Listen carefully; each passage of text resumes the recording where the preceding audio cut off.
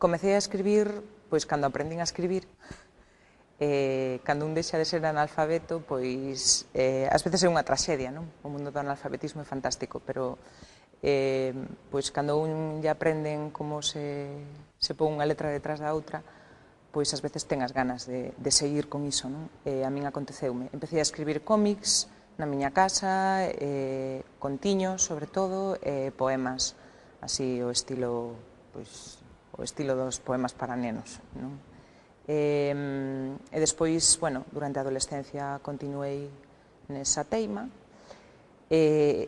Como son unha persoa bastante tímida, pois non lle daba a ler a ninguén, nin a familia, nin amigos, nin veciños, nin gatos, nin coñecidos, e un día ocorreuseme presentarme a un concurso e foi como me dei a coñecer co Premio Esquío en galego.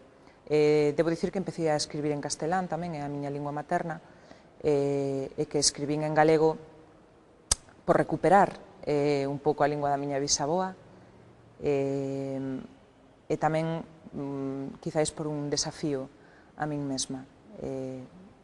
Unha lingua nova sempre ofrece tesouros en descubrir, que o mellor unha lingua que usamos a diario a cotío están xa máis gastados.